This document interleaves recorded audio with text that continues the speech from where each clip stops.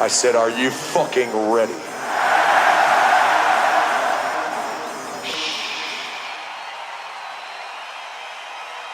I push my fingers into my eyes. It's the only thing that only stops the ache. But it's made of all the things I have to take. Jesus, it never ends. It works its way inside. If the thing goes on. Oh my God. Oh snap, you know what time it is? It's 239 Cardo's Race Corner. Get you some. You better get ready. Let the music play.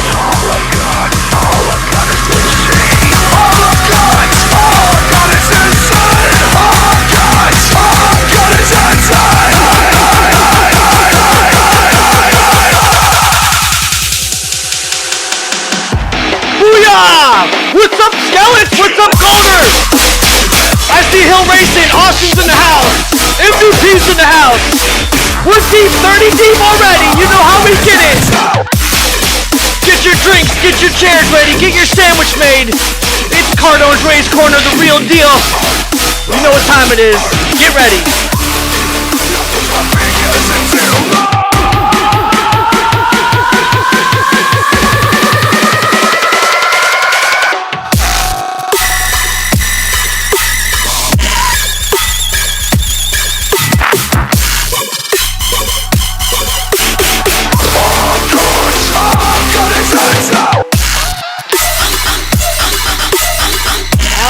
I see my Aussies in the room. Cunningham family's in the house. Jeff Frankfurt, Nautical Image in the house. 7016, Craig R. Witt. Tom Keller, Kill It Keller, baby. What is happening, my man? Push my fingers into my eyes. It's the only thing. Let me tell you right now, if this music ain't getting you amped up, then you sleeping. You need to wake up. Get you some. The things I have to take. Jesus, it never ends. It works its way inside. Billy, I see ya. And Mark, baby, I see ya.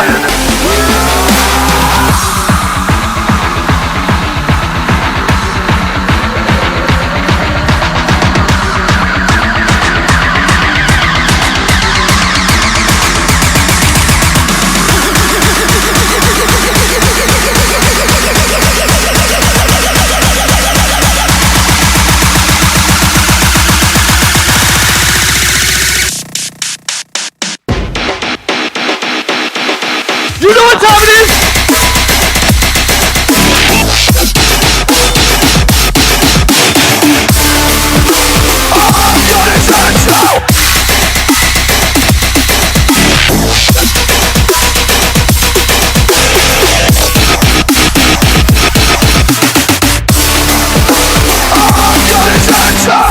Oh my fucking God! Oh, yeah, that's how you start the night off. That's what I'm talking about. 239, baby, Cardo's Race Corner. It's Monday night. Now that, I'm telling you right now, has to be one of the baddest intros we've done so far. We've done some badass intros. Let me tell you, I had to go live, man. I was just fired up, ready to go. We are deep. Pro Rider Magazine's in the house. Kathy Dreyer, my favorite. Hotchkiss 197's in the room. I got a whole bunch of people. Man, Ken KG's in the room. Eric Neal's in the room. Chris Schroeder, what's up, man? My man, I want to give a shout out to Ben Borger, buddy. I hope you are kicking ass in that Sport GP boat. I hope you got that ready because I want to see it out there running. I'm ready for it. MVP Productions, as always. My man, Manny Valdwells. If you guys don't know who he is, you got to check him out. He's always making the 239. Social media, spread the love like I ain't never seen before. Man, that man is putting in the work for me, dude. Much love. I appreciate it. Anyways, wow, what a weekend. Daytona Freeride went off with a phenomenal weekend. We're going to talk about that. If you guys didn't get a chance to see some of those videos, there were some epic riding out there. Some wind was crazy for Saturday, but they were still able to go out there. Mark Gomez's Madonna trick. Did you see the air? That man can fly. That man can fly. I'm telling you, he can fly. Also, we got the Aussies. My favorite. You know I always shout out to my Australian lovers. Man, if you guys could see the ratings. I'm gonna take a picture of it after the show because the ratings for the 239 race boat Cardone's Race Corner is stellar. We have, when it comes to Australia continent, I have almost 30 people that tune in just from your guys' continent alone. 30 people straight up coming in live from Australia that tune into this show. That's what I'm talking about. You know what I'm saying? Much love to them guys. Renee Hill race is going on. The Mark Hahn is a go. Man, Renee, you are beating me to the punches left and right. King KG, you're killing me. You're talking about that one too, man. So since King KG brought it up, Silverman Reliable Tuning's in the room. So give a shout out. Our boy, did you guys see it? What was his name? It was John something. I wrote it down. John. Tell me who it is. Give me KGs. Let me know who the name was. Anyways, here before we get to the story. How many people? Now I'm pretty fortunate. I could say that a lot of my people that I practice with, can really give me. You know how I say it. I know a lot of people I ride and practice with lets me jump on their boats, and there's a lot of people that let me race their boats too. To me, that is a privilege. That is like an honor in itself. Like an opportunity to ride someone else's cherry or someone else's pride and joy is something on a different level. Like you have to take that as a Ferrari. You know, not all of us get to drive a Ferrari. Not all of us get to drive a Lamborghini or a Viper or a Porsche 911 Turbo or, you know, like the Alfa Romeos, like Lewis Malone, the Malone Racing team. They got some sweet cars too. You don't get a chance to do that. But when you do get a chance, you almost have to treat that as if it's the end of the world. You got to enjoy it, but it's also, you got to hold it down. You know what I'm saying? So our gentleman, you know, losing his ski, he built all year. Jason something, that's who it was. Built the whole year, building this awesome ski, and to have it freaking, someone rode it for 5 minutes, it sunk and disappeared. That hurts. You know what I'm saying? That hurts bad. Michael, gorgeous in the freaking room, man. That's what I'm talking about. Kills on the FCR. So, going back to what I was saying, that hurts hard at the fact that, that itself, when you spend all that time, now, the blasters aren't easy to ride. Second of all, a rocker chopped up blaster is not easy to ride at all. On top of that, from what I've gathered, it also had a triple Yamaha motor in there. So now we've got 3 variables that have just really changed the dynamics of a ski. And then you go out there in some crazy surf, shit's going to happen. You know what I'm saying? Fortunately, the ski washed up today and they found it. Kudos, the ski got mangled up. They found the seat earlier, found his registration ID. That was great. It was missing the hood. It was missing the handle and steering suspension, the steering, everything with that. It looked like the motor was still there. The hull looked like it was decent, but you could see where the sand was just beating on it and beating on it and beating on it. It basically peeled off all the paint, all of his wrap, right down to the purple hull. That goes to show you that it's like this. There's always an opportunity. You know, when you get an opportunity, don't take it for granted. Take it to the level of what you believe in, and that's what you want to do. Because you're given an opportunity to do something, you need to take it to a chance. If you're not comfortable, like surf conditions to me, I would never let anyone race my 239 race boat in surf conditions. Because A, I can't get back on my ski if I fall in surf conditions. It's one of those situations, if you fall in the surf conditions and race trim, it's bring the shit back. The ability of getting back on an HX in the surf like that is like slim to none. Unless you're still hanging on for dear life and you somehow managed to do a freaking Cardone twist and you got it out. You know, those are opportunities. You know, so that, you know, you have to look at things other ways. So kudos to the guy for giving another guy an opportunity, but man, I tell you right now, that's harsh. Going back to it, so tonight's show, we're going to talk a little more about the Daytona Freeride. We got our very own P1 AquaX Cam Boss. He's going to be on the show live, kicking butt, you know, representing P1 AquaX. They got a good 2020 season lined up. They got some awesome stuff. If you guys saw their release, they got some locked-in locations, and they got a couple to be announced locations also. So I think, you know, we got Cam says he's got some exclusive information he's going to drop for us, because we already know Cardone's Race Corner loves exclusives. We love the nitty-gritty Cardone Race Corner only stuff. So we're going to talk to him about that and keep it real and see what's going on that one. Also, if you guys have been tuning in, the Carolina Ski Riders, they got a YouTube channel going on over there. You guys got to check them out. You know, the R2 Ski 2. He's in the hood. Ryan T. Gay, he's in there. Check them out. They got some really cool stuff that they got going on. Awesome. Adam Buckler has informed me that we might have a very special, what are we going to say? A very special guest appearance that's going to be showing up in the house. So we might be going live over the weekend. Carolina ski riders, South Carolina and North Carolina teamed up with Florida ski riders. They guys are one unit. We've been working really good, diligent. I got 4 boxes packed up with Cardone Race Corner swag and some other stuff, some giveaway stuff that we had to give away that's going to be sent out. So you guys are going to be tuning in. We're going to have all kinds of stuff going on to 2020 season. And we also have the 239 Cardone is getting some plane tickets bought, and he's going to be coming to some places you guys are going to be checking out. So stay tuned. So we're going to get Cam Boss on here, talk to him. But let's talk about, bring it up. Did you guys see where Thailand Airways, the Thai Airways International Jet Ski World Cup, just released their schedule, or not schedule, but their lineup. So the racing categories were announced today, or probably, earlier, yet late last night for us today, for December 9th through the 13th at Pattaya City, Thailand. They got some great, here's their categories. For their payout, classification, prize, and money, their prize money in US dollars, and their entry fees. So what they got is they got 6 paying categories. They got Pro Ski Grand Prix. First, second, third will be 50,000 be first. Second will be 25. Third will be 12,500 US dollars. Pro Sport GP will be 20,000, 10,000, 5,000. Pro Runabout 1100 Open is going to be 20,000, 10,000, 5,000. Pro Runabout GP is going to be a 50,000, 25,000, and 12,500. Pro Freestyle is going to be 10,000, 5,000, 2,500. Pro-Am Endurance Open will be 5,000, 2,500, and 1,250. So that is your classification, your classes they're going to be paying. But then they also have, they have a total of 20 classes they're going to do. They got Pro-Am Ski Stock, and those classes are even paying too, from looks like Pro-Am Ski Stock, Pro-Am Ski Lights, Pro-Am Ski Super Stock, Pro Amateur Woman Ski, Pro Amateur Sport GT1, Pro Amateur Runabout Stock, Pro-Am Runabout Limited, Pro-Am Runabout Expert Veterans Runabout Limited, Expert Ski Grand Prix, Amateur Runabout 1100 Stock, Novice Ski Stock, Novice Runabout Stock, and Juniors 13 to 15 Ski Stock.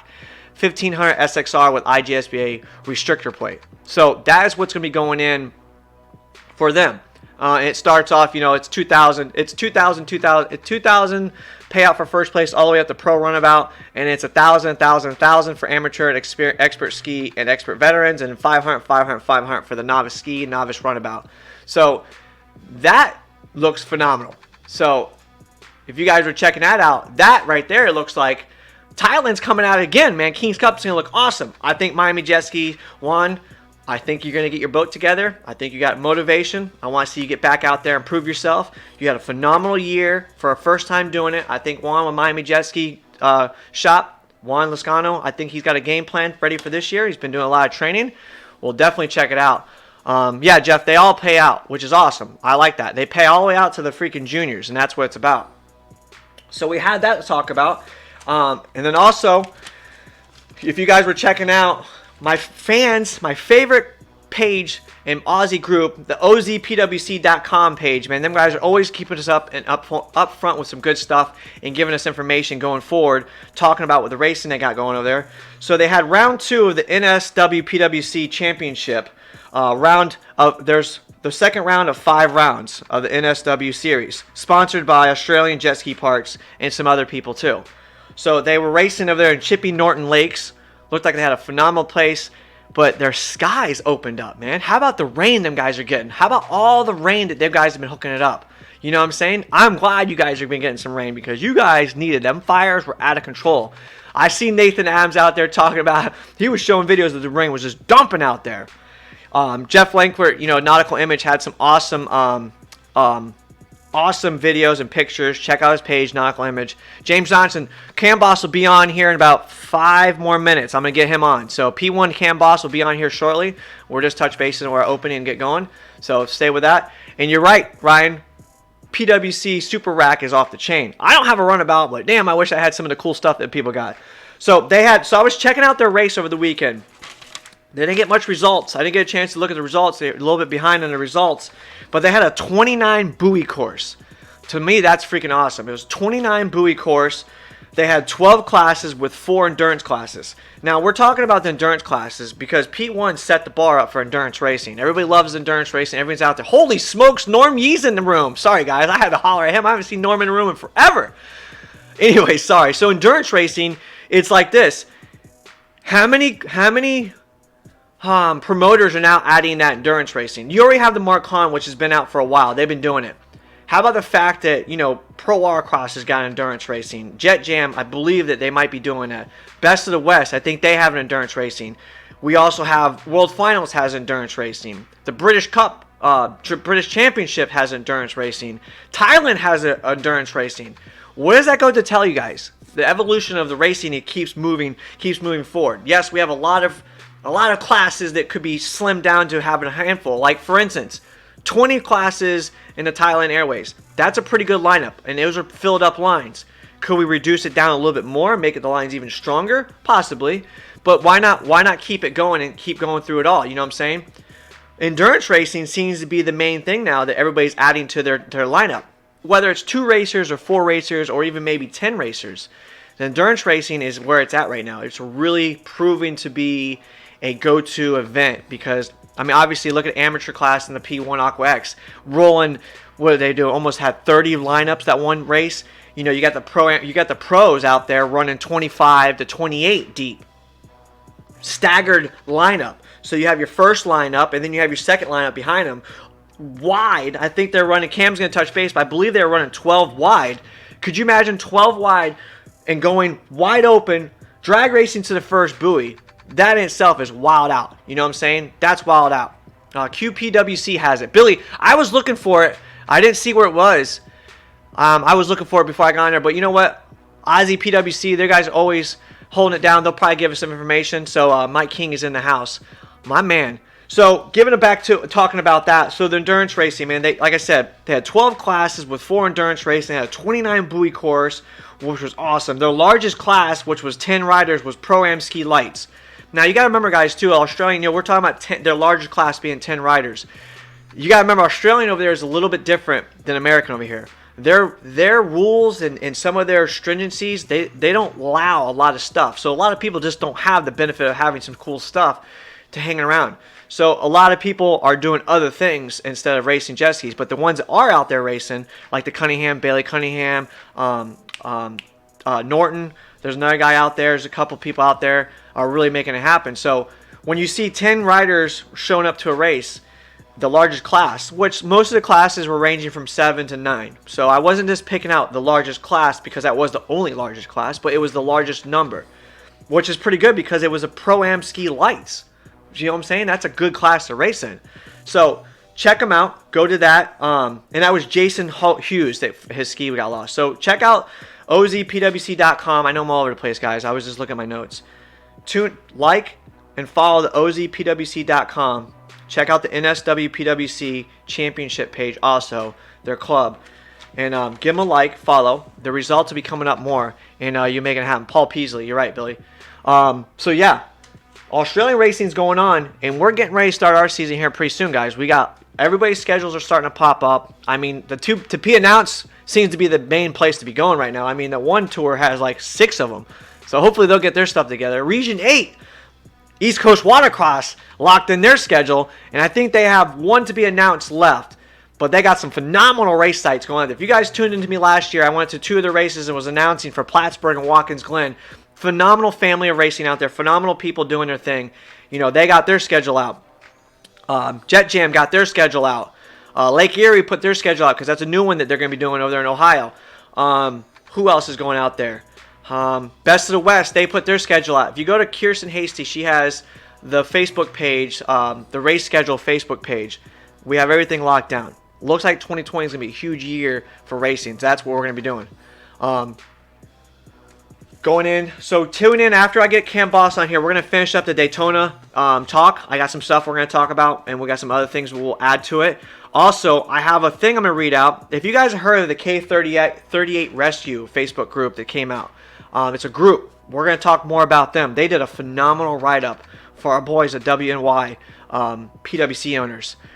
Powerboat Nationals, Rex Hayes, February 1st. They got locked in one coming in. we're going to talk about the K38 Rescue write-up. They did a phenomenal write-up talking about the WNY PWC owners, Craig Arwitt and Ken KGs. I'm going to touch base that. So after we get Cam Boss, we're going to touch base the finish of the Daytona Freeride.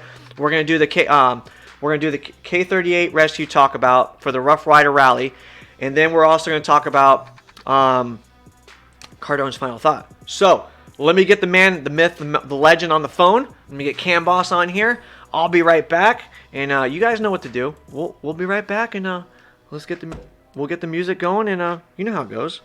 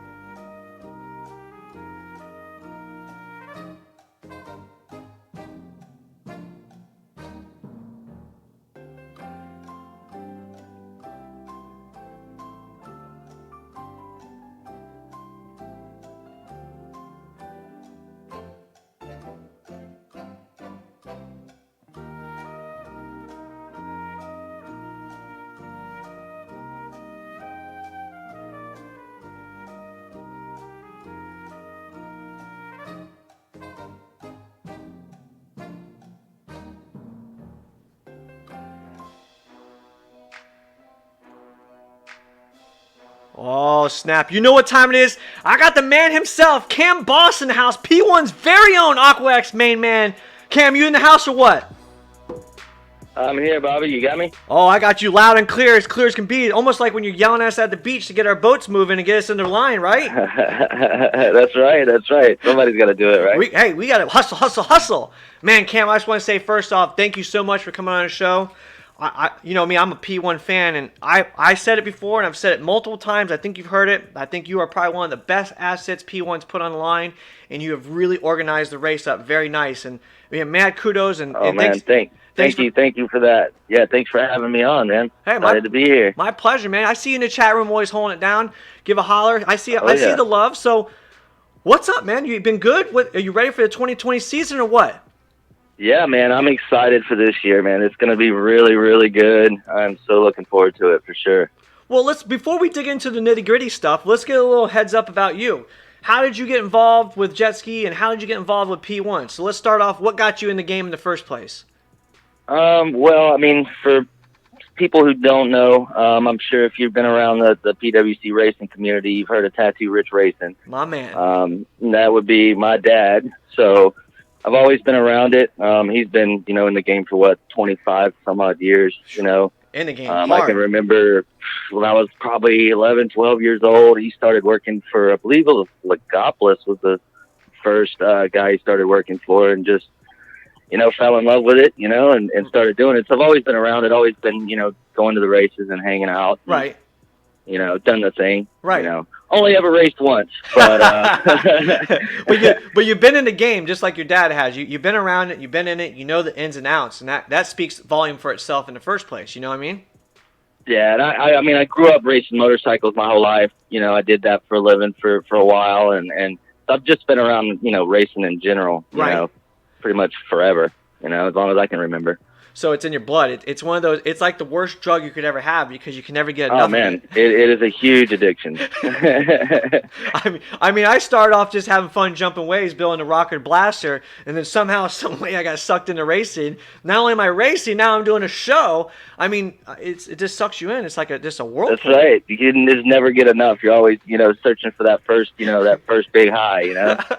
So what got you hooked up with P1? So I know P1's been around for a while, and they started off small. And I think you've been at, this is your third year now? Am I correct? So I think this will be my fifth year going in with them.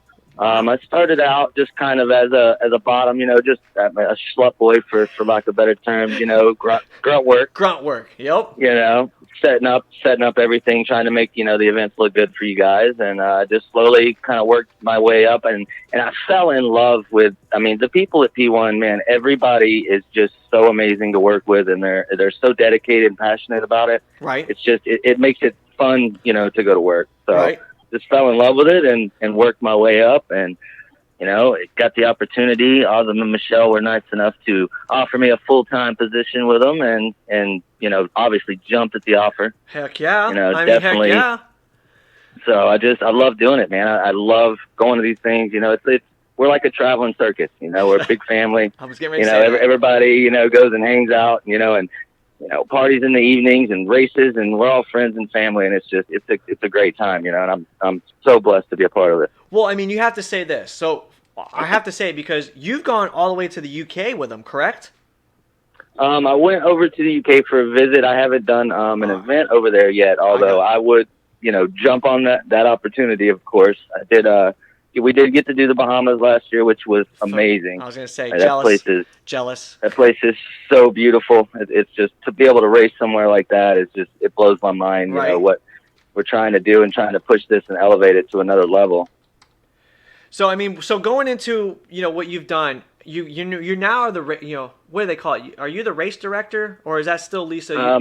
Coordinator. My job title is operations manager. Operation manager. That's what it is. I'm basically like the soldier on the ground, making these plans that Michelle, works her tail off, working up and just basically try to make it happen, try to bring all the pieces together. You're the one that takes the onslaught of all the racers and all the hecticness, and you have to somehow piece that little puzzle together and transpire it to the other people, correct?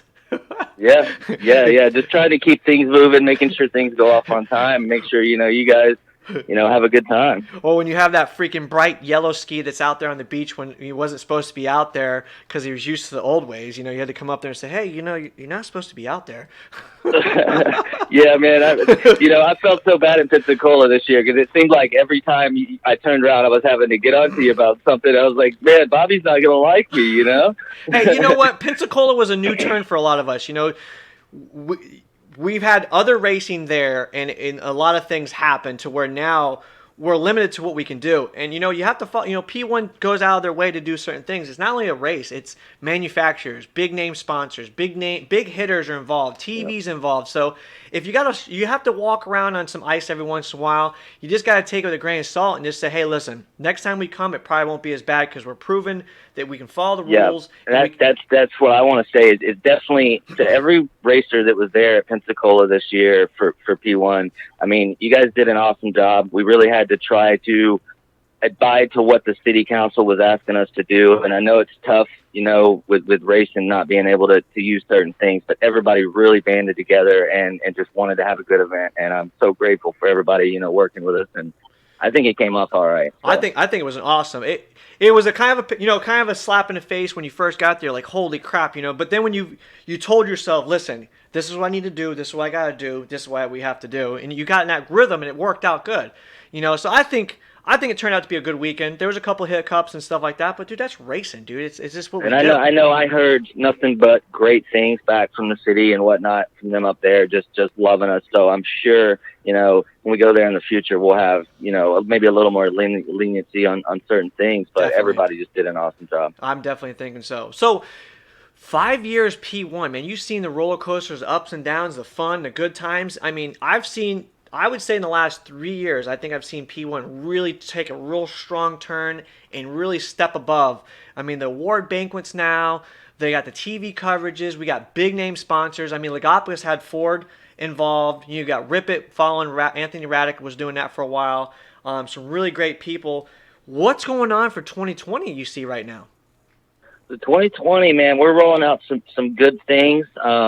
Still got some stuff under wraps, can't really disclose yet, but we'll definitely, we got some stuff coming out this year that I think is going to really push the sport and try to, bring back that popularity. I hear these stories of, the races in the 80s where, you have, 10, 20,000 people on the beach watching, and I would love to see that, Right. I would love to bring that back and just, kind of bring eyes back to the sport. So he wasn't pushing so hard to try to bring back that outside sponsorship. And in the Bahamas, for instance, we had Coca-Cola and Heineken, Yep. As sponsors. I saw that. So trying to bring that outside sponsorship that's not within the race community, I think is really going to help do that push and help kind of, draw the eyes, Heck yeah.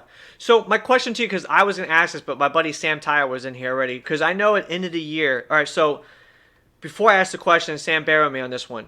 we all know that P1 puts out an email, right? We have an open discussion for everybody to talk. And 99% of the time, we can usually email Michelle, yourself, and other people with ideas and thoughts throughout almost the whole year. But there's a time where you guys put an email out and it's open discussion. And what kills me is so many people want to say stuff online, but it's like, hey, did you write an email?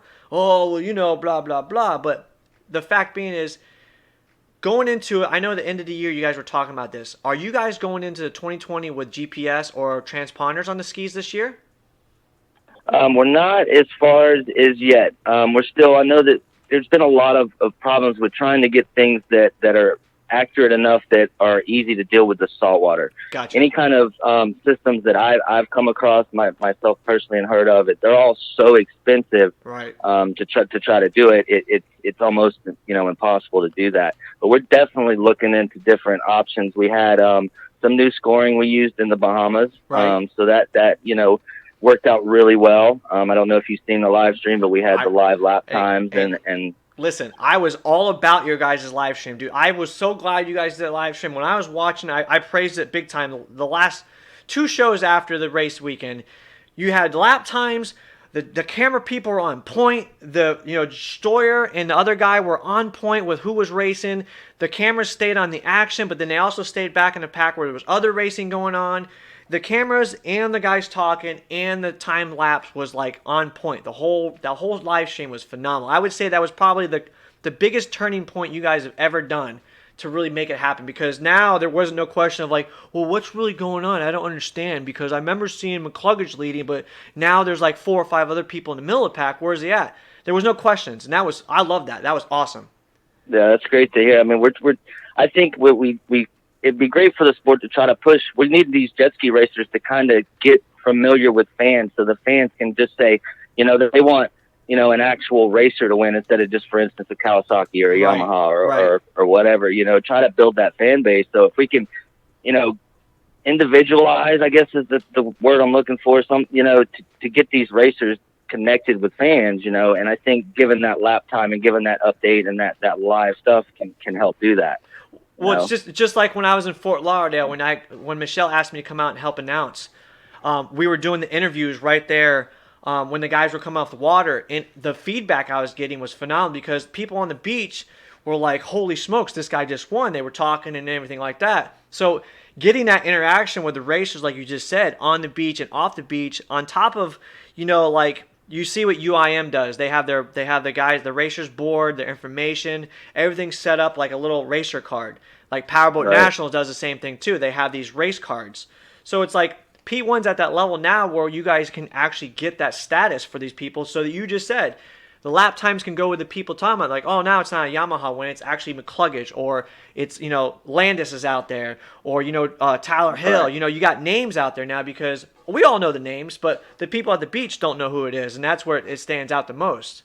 So that I think Greenlight does a great job too on doing the interviews with the racers and whatnot. Which that whole Greenlight crew is amazing, man. They really work really hard. Very nice people too. And a lot of thanks don't go to them, but they're really good, easy to work with, and they do an awesome job. So definitely shout out to them. Heck yeah, yeah. I've talked to them a couple times when I was out there, and phenomenal guys. Their drone footage, like. For prime example, Pensacola, they came out with some phenomenal drone footage out there. It was wicked awesome drone footage. So you guys, it just seems like going into last year, you guys had a lot of good things coming in together, and I can only imagine what's going to happen for the 2020. Yeah. Like I said, I'm super excited. We got some things we're trying new this year that I think is going to really be good for the sport in general. So what's our first race for P1 this year? Where's it going to be at? I know the schedule's up. It's going to be Daytona at the lovely Hard Rock. Yeah. There we go. Where the Freeride was this weekend. How was that, Bobby? Did you have a good time? Man, I didn't get to make it, dude. I got caught up with work. I had to go down south. I'm building a custom trailer for the season for the 239 race boat. We're not going to be doing the 4-wheeler in the back of the truck anymore. We're actually going to be rolling deep with a, you'll have to see. So I was spending some time with one of my good friends. It's a really good friend of mine and a fabricator. We spent the Saturday working on it. And then Sunday I was so exhausted I didn't get a chance to go out there. But I had a lot of people sending me some videos. I had a lot of people who were talking to me about it. the wind was crazy, but there was a lot of good air out there and some good phenomenal skis. Yeah, I was seeing the pictures, man. That Madonna flip, I seen that. That was just insane. Dude, Mark Gomez, I'm telling you right now, we were talking to Nick Foyer on the show last week and Brian Sizemore, and they said it. For the most versatile rider out there, Mark Gomez really is a phenomenal rider. He'll ride waves that are 6 foot tall and make them look huge, and he'll ride 2 foot waves and make them look huge. And it doesn't matter what he's on, whether it's one of those jet surfboards, a Ricker, a super jet, or a freaking Whammer jet. You know what I'm saying? Like, he's always out there, phenomenal and out there. And it's oh yeah. I mean, I remember him going huge when I was a kid. You Yes. know, or going to Havasu, you know, when I was younger, and watching him and going, oh, that's really cool. You know, oh wow, you know, and I'm, you know, it's like, and now here he is, he's still doing it, still blowing people's minds. You know, it's pretty amazing. So, you know, so Daytona, obviously, you know, we've been talking last year. I was talking, you know, the sport class was really taking a hit because we all thought sport class was really going to blow up with the P1, and it seemed like there was a bunch of sour taste in some sport riders. You know how the sport riders are a bunch of crybabies. You know, I'm part of one of them too. I have my moments, but you know, we enjoy the sport, and I really am going to rally hard for our sport riders to show up. Yeah, really, I was surprised with the turnout in sprint last year. It definitely was way down. We're going to stick it out. We're still going to do sprint this year. But we need you guys to rally together. You know, I know you guys, you know, sport guys are out there, you stand up guys, you know, come out and race. You know what I'm thinking is, you know, I made a comment. We had an open discussion on my show a few weeks, maybe months ago, probably when we were doing some of the closings of some of the racings, and I said this: P1 does a phenomenal job. You know, we've talked about it. You guys do a great job. You guys have a lot of focus on the manufactured boats, the big runabouts, because it's a big class. A lot of the course marshals are based upon that racing and trained about that. What I brought up an idea was like, hey, you know what? Why not get somebody that's dedicated, that can run the sport and the sprint class? Basically, someone that is familiar with the sprint class, whether it's the ski or the sport guys, sport GP or sport spec, and the ski GP, whatever how you guys do it. If you got someone that was familiar with that knew how to handle the guys, could talk to the guys, and get the course marshals and the starts and everything on the same boat, I believe that the sport class will actually jump on board and really fill the lines up, because I think a lot of them get upset because you've seen it, you know, and me and you've talked about this before.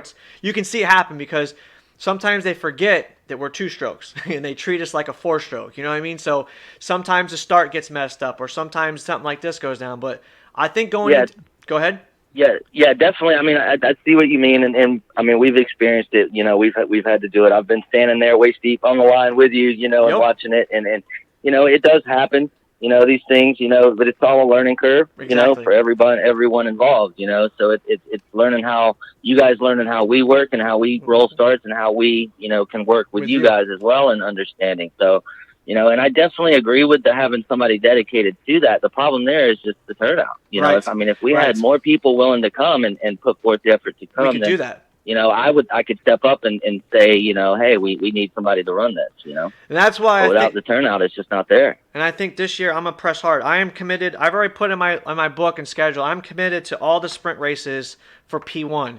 And any of the local ones I can show up and it doesn't have a sprint race, but I'm also going to help and be there and support. Because I'm going to try to rally as many sport riders, because I think there's enough of us out there. You guys have the TV coverage for us, but there's not enough. No one's going to watch 2 racers out there. You know what I'm saying? And then it's very hard to make that exciting. No, you know, I mean, as well as you guys do, you know, like, I mean, Johnny Smith and Moad this year had some awesome battles. But but if you're not a true racer and excited about, you know, watching a battle, then it's really not that exciting. You know, people want to see the action. They want to see a full line. They want to see, you know, whitewash going into the first buoy, you know. Exactly. And it's just the turnout's not there right now. But I don't think that it could not be. It will, you know. It's got to grow. I think the turnout's going to be there. I think, you know, I think a lot of people were a little bit scared, and a little people got upset because there was, you know, past experiences. You know, we've had the Miami situation, but you know, it's all a learning curve. But we also, I think, with the fact is, I think a lot of people, there was so much racing going on last year, and a lot of new things were coming up. I think a lot of people have seen where to go now. And so I think with the Cardinal Race Corner, I think we're going to rally enough sport riders that if we're not showing up for a P1 race because they give badass trophies, they put you on the spotlight, and they treat you good, then you're missing out on probably one of the strongest races out there right now. And you guys have some phenomenal sites lined up for the year. Yeah, for sure. Definitely. So you got Daytona lined up first. What's your second race going to be? Our second race is going to be Tavares at Lake Dora. Right, and that's an And amateur? we're going to have, that's going to be an amateur and sprint. Oh, man, wait, you guys are going to have sprint at Tavares, really? Yeah. Oh, snap. And then after Tavares, you guys don't have St. Pete on lock anymore, right? Do you? Not for sprint as far as yet right now. We still do have one to be announced Okay. with that. Michelle's still working her butt off on that, finalizing those details. And, The race following Tavares is actually, that's kind of where my news is dropping. It's going to be at Cocoa Beach. It's going to be pro, and we're going to have amateur. oh, you're bringing the amateurs to Cocoa Beach? Oh, there's going to be So some what's swimmers. exciting about this is we're going to be pairing, which we did it once last year in Michigan City. We also do an offshore series as well with the big, if anybody's familiar with the, Sarasota Grand Prix, Yep. The sea down there. I mean, the same series, it draws a lot of people. So by combining the jet skis with that community, hell, we had, over 100,000 people on the beach last year. Yes, sir. So, that's all fresh new eyes to the sport to try to bring back its popularity, and I'm super excited about that. So that's when we need to kick in social media. We need to get our racers out there shaking hands and introduce themselves, rocking out their custom jerseys, rocking out their names, getting out there and get the attention, because once you get the people hooked on the social media and hooked on who they want to talk to, they're going to want to see That's in real. right. Awesome. That's right. Cocoa Beach, That's man. right. It's been a minute since we've been there. I can't wait, boy. I like And that. it's gonna be an interesting race. It will be, mark my words, a true endurance race. It is. The track's gonna be a little bit longer than we normally do. So it's gonna be real interesting with some maybe mile long straightaways in the surf and stuff. So I'm pretty stoked to see this one. So you just told me our average race course, wasn't it the average 1.2 miles total is what the average? It's about 1 3/4, just under 2 miles usually. Wow. So how about this? Is there any? I know I'm digging for little secrets in here and there. Is there going to be any larger racing spots larger than that for this year? Not as far as track distance. Okay. No. Okay. That will be the biggest track. It's gonna probably be about 2.5 times the size normal. Ooh, man. So we're really gonna give the fans along the beach a show. That's kind of what we're trying to do here. I see some broken boats. I see some super tired people, boy. It's gonna be exciting, battle of attrition. Let's see who's the real endurance rider. I can't wait. So with the season packed up, what is? I think you probably said that's probably gonna be one of your favorite ones, because you guys are going back to the Bahamas again, correct? I'm sorry? You guys are going back to the Bahamas this year too? Yes, sir. That's going to be November 13th to the 15th. So let's ask yourself this: if you take away the Bahamas, what is going to be you think is your favorite site for this year? Ooh, let's see. We got, after Cocoa, we have St. Pete Love St. the Pete. amazing Don Cesar. Yep. That place, that backdrop this past year was just, amazing. And they're Awesome. really, really cool. They loved us being there. So Yep. then Michigan City after that, which is a pro-only event. But, I love it up there too, man. they know how to, put on a good show up there as well. So That water will kick your ass up there too. Just because it's a lake, don't mean it's gonna hurt. Yeah, no, that water surprised me when I seen it for I went to, I think it was Whiting or Chicago. Yep. I think it was Whiting a few, Whiting. 4 or 5 years ago. I was blown away. It was funny, I think 22 out of the 30 riders had, bloody noses Yep. and things. It just beat everybody to pieces. I was like, wow, I can't believe this, much surf comes from a lake. It's crazy over there. Lake Michigan ain't no joke, man. No joke at all. I'd have to say my favorite, obviously, was probably the Bahamas, just because of its location. See, now I told you to take the Bahamas out. I said for the year, subtract the Bahamas, because we all love the Bahamas. Okay, we all love the then Bahamas. I'm gonna have to say St. Pete. St. Pete, then I'm with you. just because it's my home, basically. I lived there in Sarasota for forever, so it's kind of like going back home for me going there. Daytona's always a good one though, so Yes. it's so close. Daytona and Cocoa Beach are going to give you the most grueling conditions. Now, we've had some Daytonas where it's just been nothing, but we also know Daytona can come up out of nowhere and give you a real run, because Last year. like that run across the sandbar. You know what I mean? McCluggage freaking, lawn darting across the sandbar. You know what I mean? Like, you never know. Yep. Them boats coming in right at the break on the shoreline. That's phenomenal sight. You never know. And the best part is that what we just said, the changing conditions. You never know what's going to happen. I'm with you on Yep. St. Pete, though. I'm definitely with you on St. Pete. I love St. Pete. The nice crystal clear water, the white sand. It's phenomenal. It's almost like Sarasota, but the problem with Sarasota, we really can't enjoy Sarasota because they don't let you on the beach. You know what I mean? Like, that's the part that sucks about that one. The split thing there. There's always tough events, especially for me as far as like being the guy on the ground. It's really tough because I have to have a lot larger team because I have to split them up and put one team on the beach, one team in the pitch. It makes it pretty difficult, logistically. Right. It's here's something. Todd Zarzinski out of Region 8. He's like, hey, can they do the parade with the night before, like with the big boats? Now that would be pretty awesome. Get all the big names, like the top 10. So I would say if anyone's interested in doing the block party, I can probably get some spaces, but they will be limited. So I would say reach out to either me or Michelle through email and just drop us a line that you want to do it, and we'll get in as many as we can. That's for sure. Hey, definitely. You can already count you've already seen my tent and my setup. You can already count me. If there's a block party and there's a sprint race going on, and you want me there, post me down. I'll be there for real. I love the block parties. I know when Sarasota they did it. I brought my ski one time when we did the block party, and we brought the ski in a tent. It was badass. A lot of people came up and checked it out. A lot of people did it. So, heck yeah. Yeah, it is. I mean, we're not going to be doing sprint at Cocoa Beach, but you always got an invite, Bobby. If you want to come down and hang out and hang out at the block party, I'll hang out with you. For sure, man. I appreciate it. So going back to it, let's hear some more details with you. What else you got for us? I know you gave us a new drop on the location, Cocoa Beach, which is going to be phenomenal. Anything else you got up your sleeves? I know you're itching. I mean, we got one more event that's still, to be announced. Okay. But I know can't really drop any locations yet. I know that the places Michelle's looking into it, and we're working to try to, find are some really interesting spots. Some that we've been to before and some that we haven't. So right on. It's going to be interesting to see how that falls and where that comes out to be. As soon as I know, I'll definitely be sharing it with you. Hit me up. Bill Beers, the dates will be, I'll post them again on my on the 239 Raceboat page. I don't know the dates off the top of my head, but I'll have them ready for you. We were talking about Michelle. Michelle does a lot of work behind the scenes, and she reached out to me and was working with me. We were talking about the sport guys not showing up, and a lot of them were complaining about certain things.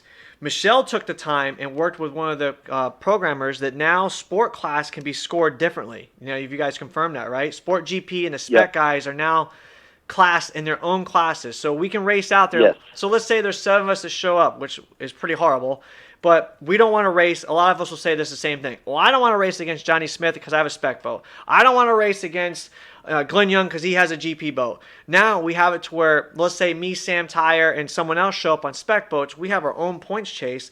Glenn Young, Johnny Smith, and Hayden Skell, if he shows up for it, what I'm saying, they have their sport class, sport GP points. So now we actually have, I'm glad you guys did that we've declassified, or not declassified, separated the two classes to where we can get scored differently now.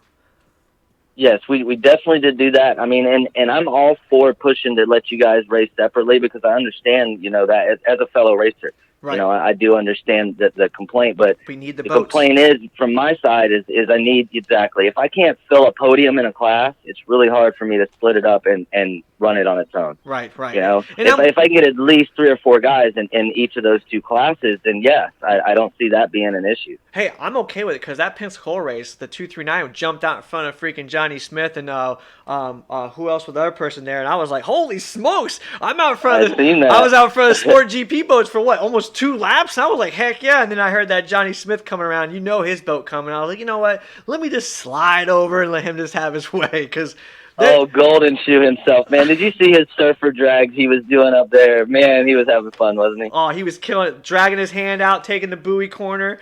I had some awesome GoPro footage I'm still working on.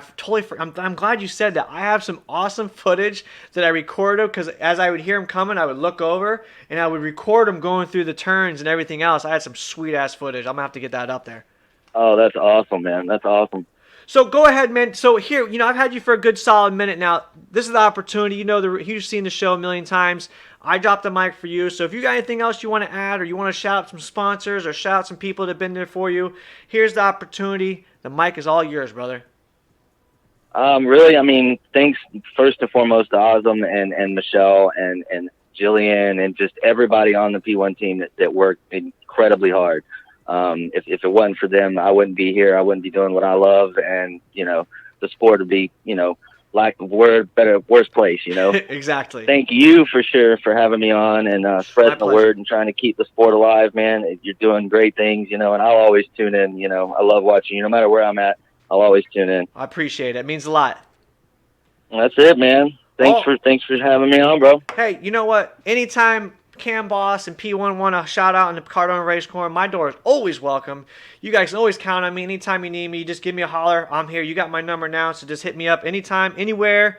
You count on the 239. I'll make it happen. All right, man. Looking forward to it. I'll see you in Daytona. All right, brother. I'll see you then. I'll catch you on the flip side, all right? Yeah, boy. All right, buddy. See you. Bye. Oh, that was awesome right there. You see what I'm saying, guys?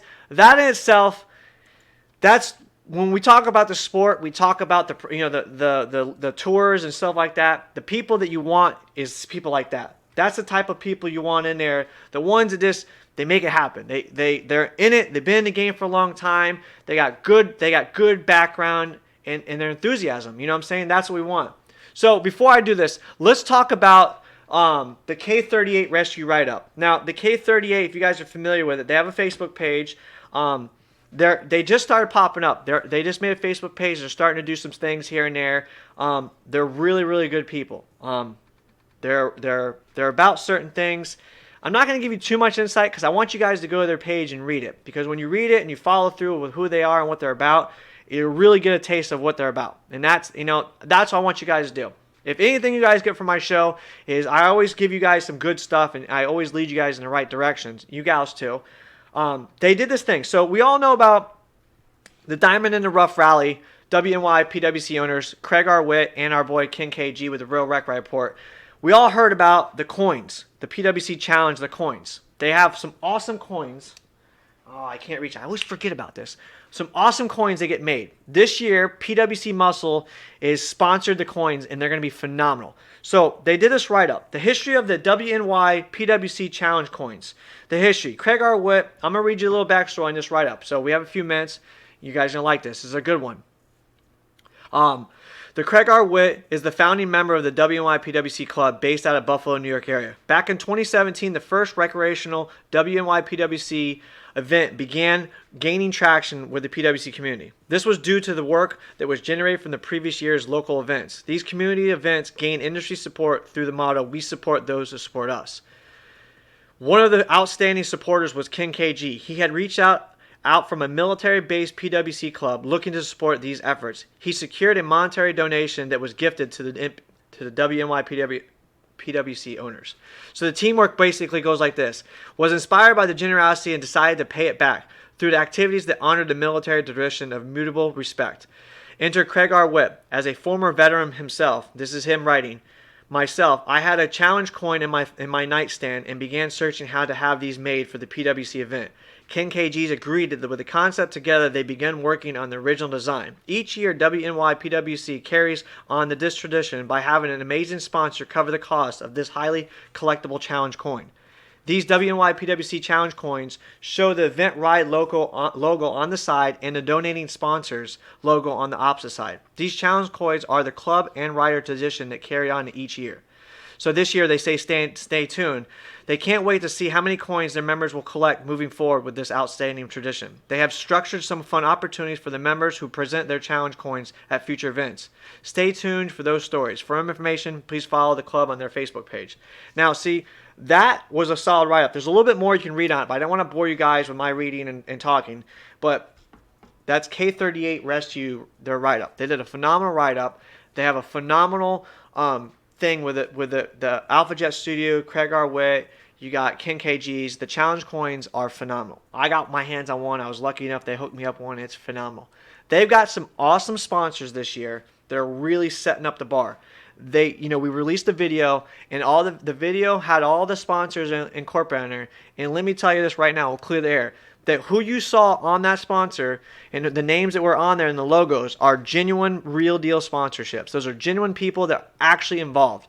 They've got some stuff in the works that they're going to drop that no one else no one around here that does these kind of events has the support that these guys have got. You're gonna drop your jaw when you see what's going on. So stay tuned. We already know King KG's on Cardone Race Corner. It's a little slow season because you guys are all dealing with snow, so the rec world is kind of slow. But you know, Adam Buckler, he's on the backside. He's got some good stuff coming forward. So going down with it's gonna happen. So that was them. Check out that Facebook page. You're not gonna want to check it. You're not gonna miss it. So go in there forward. So the Cherry Buster, the Daytona Freeride, the Cherry Buster contest was off the chain. You know, it had some phenomenal riders out there. Give a congrats to Ryan Stat for his winning on that Superjet. Phenomenal trick, you know, first time busting out. The Cherry Buster is basically someone that's never done a backflip ever on a stand-up. Never tried, never done it. They go out there, boom, try it. And it's called the Cherry Buster contest. That itself is pretty awesome. So, you know, going into it, pretty sick, man. Good congrats to that guy, Ryan Stat. And what about Region 8's very own James Javette busting out? Did you guys see that epic double? I know we've all seen double backflips, but dude, that man murdered a double backflip off the wave, and he was up there, and he was rotating with some speed. The video's been rolling around. I mean, dude, that was pretty freaking awesome out there. I would say that was probably one of the crushing this videos. I mean, there were so many out there. There were so many things going on. Some people hooked up with some awesome stuff. Novi hooked up with some stuff. There was all kinds of good giveaways. You know, they had a phenomenal weekend. I really wish I could have been there in person. I was planning on it, but, you know, things come up. You have to take care of it. So I'm glad I had a lot of people hook me up with some information. You guys were kicking ass for me. The ones that were there and showing me what was up, I appreciate it. Well, you know, guys, we had a phenomenal night. We talked about some good stuff. We talked about, you know, some racing, some future racing. We got some inside scoops with P1. They got a lot of cool stuff going on. It looks like they're going to be doing some badass stuff. It was Sean Aldo for recognizing our efforts in K38. You know, King KG's in there taking it down. So going into this, you know, tonight we had some really good stuff. So I'm going to finish it off. We haven't done the Cardone's final thought in a while.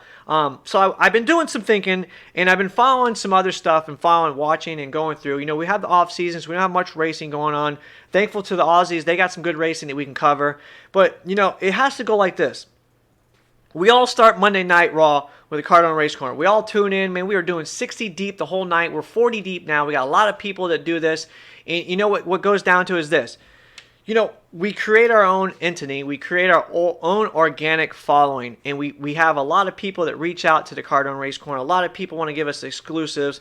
And, you know, it's hats off to those people because we're not reaching out and buying our information. We're not reaching out and buying our opportunities to get our name out there. We're not doing stuff to try to get our followers and stuff like that. You know, we're giving away shirts and making shirts because, you know, we have people that genuinely want to be a part of it. You know what I'm saying? Like, genuine people that want to be in the group and be a part of the movement, and that's the Cardone Race Corner, because the following we have and the people that support this is what make us great. So a lot of people ask me some questions like, well, hey, why aren't you doing this, or why aren't you over there? Because the reality is this. I don't go out and reach out for people. I don't reach out to put my name out there. I make a branding by being who I am. I brand the Cardone Race Corner and a 239 race boat. I brand our show because this is what it is. I don't have to sell it. It is what it is. I don't need to go out there and put my hands in people's pockets to get the opportunities. People reach out to me, and that's what I want. I want the genuinity of organic people to come to me and say, hey, can we do this? Like Bailey Cunningham and the 8-1 Racing. The phenomenal family over there. I've been following Bailey Cunningham. We had him on a show from Australia. Them guys really got some great stuff going on. And that kid has a lot of stuff in the works. And when it gets released, we're going to talk about. That's the type of people like them reaching out to me and giving me information and telling me what's going on and reaching out and talking about stuff. Billy Briggs, another guy. He's not a racer, but he's a wreck rider. He's enthusiastic in the sport, reaching out and giving me information and telling me what's going on. Adam Buckler, the Carolina Ski Riders, reaching out to me on a regular basis, giving me exclusives and giving me informations that not are exclusives just to anyone. It's exclusives to our show, Cardone Race Corner, because those are opportunities that we know.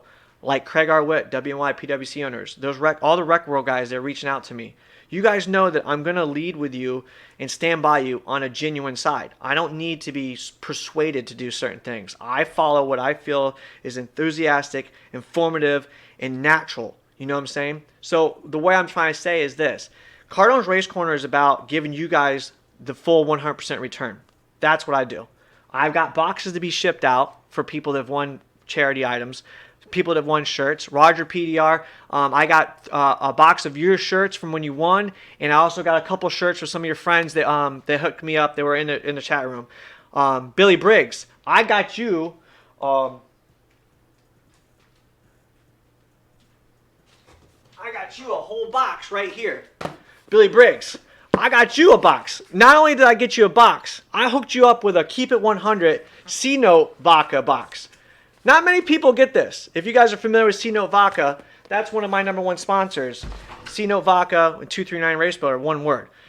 We're giving back to you guys 100%. That's how I roll.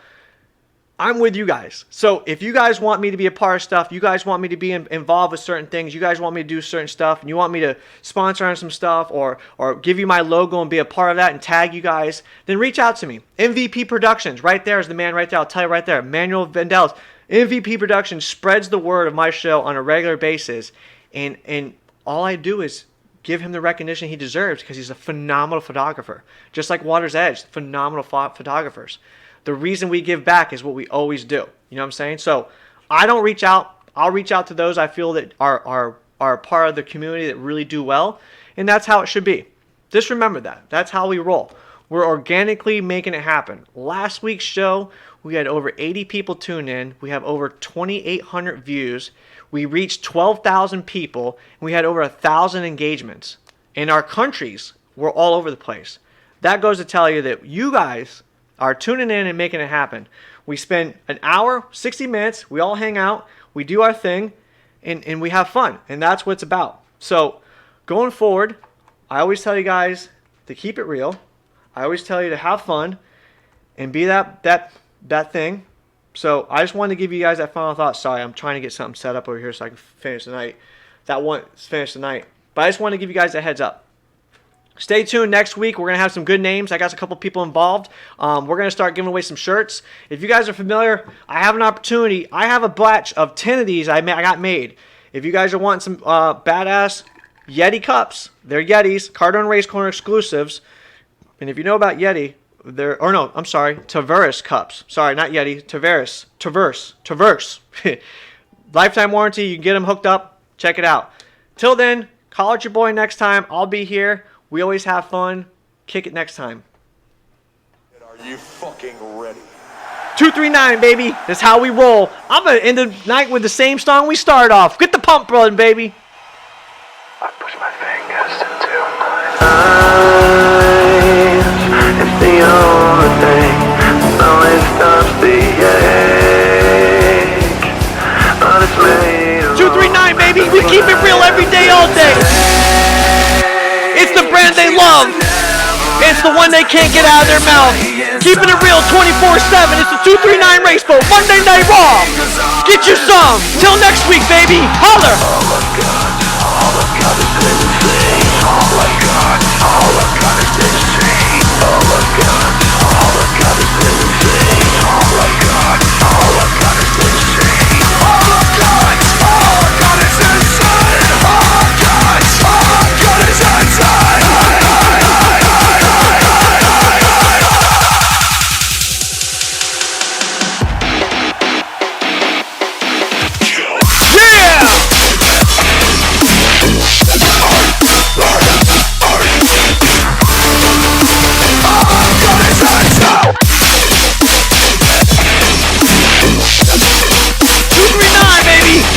Race Corner, MVP, you guys are the real deal.